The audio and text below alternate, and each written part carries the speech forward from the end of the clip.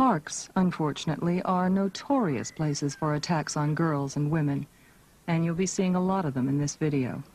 But remember, a park bench could be a seat on a train or the couch in your living room. The techniques you'll be watching can be applied anywhere. Now, this is not a technique. This is what not to do. Panic and hysteria may well provoke your attacker to far more violence than even he anticipated, either through excitement or the simple necessity to shut you up.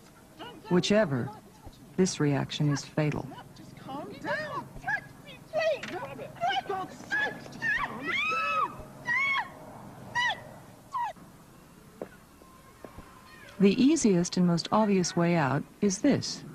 Anticipate a potential problem, get up and walk away.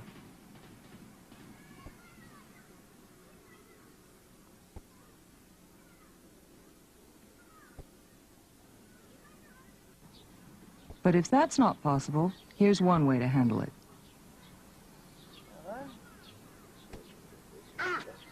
An elbow to the nose. Let's see that again in stop motion.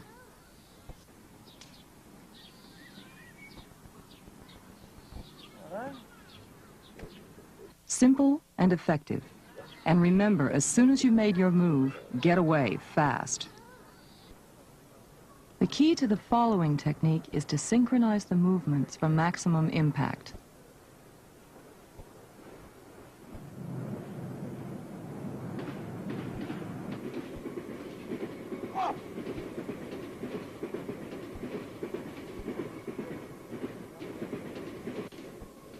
When you grab that hair, really grab it and bring that knee up hard.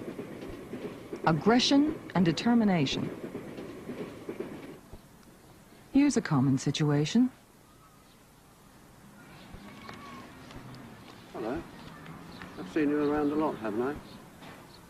Now, talking is one thing, but touching is another, and a satchel full of books makes a formidable weapon.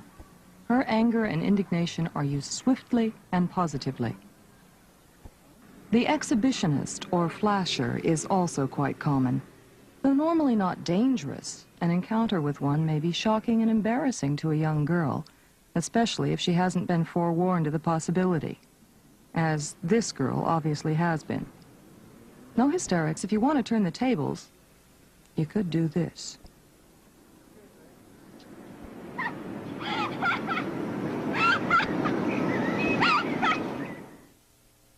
And one night we went to a discotheque, and it was very hot there, and I couldn't find my girlfriend, and I was talking to some guys and laughing and joking, and had had a few drinks. And as it was so hot, they said, would you like to come for a walk along the beach? And I said, yeah, sounds like a good idea. I'm really hot, and I also felt a bit heady because I'd had a few drinks.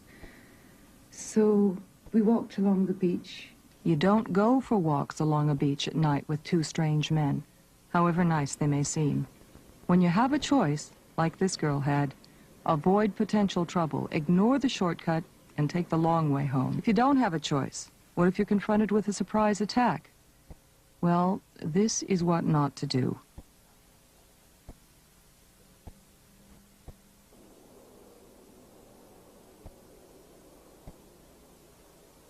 No girl is strong enough to fight off two men simply by struggling. And in a case like this, the frontal attacker is not the one to worry about first. Watch this combination of simple techniques.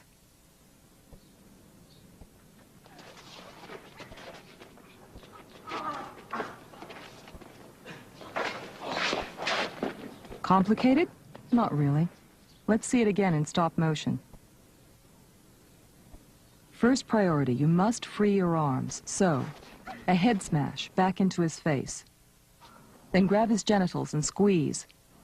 This frees you for a finger jab to the eyes of the frontal attacker, followed by a knee kick to his groin. And away like the wind. Let's concentrate now on a series of techniques designed specifically to cope with attacks from behind.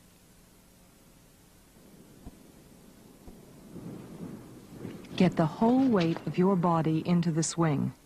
Even if you miss with the point of your elbow, your upper arm will do the job perfectly well. Note the aggression in her reaction. It's very important.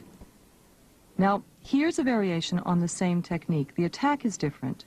So this time the elbow slams into his ribs with exactly the same result.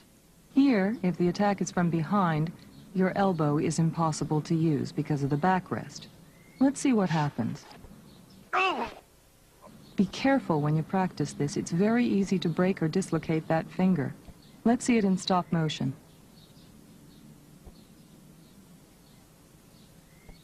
Clamp the hand flat, like this, and grab the little finger and wrench it back.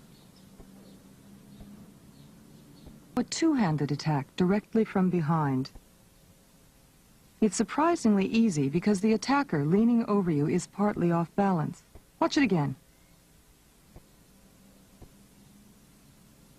Arms up and locked around the back of his head, and pull hard, then get away fast. Same kind of attack, but while you're walking.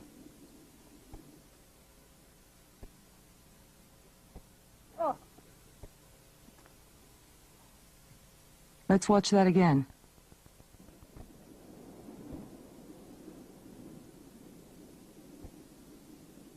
Bend forward, going into a wide-legged stance. Grab the leg as low as possible. And when he's down, kick back into his groin.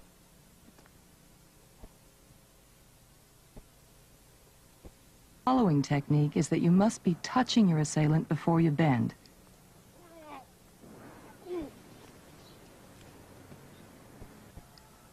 If necessary, step back into him.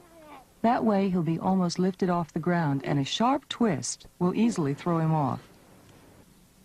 Any form of strangulation hold must be dealt with quickly for obvious reasons. The first thing to do with this kind of arm lock is to turn your head to the side. This relieves the pressure on your windpipe and lets you breathe. Then counterattack.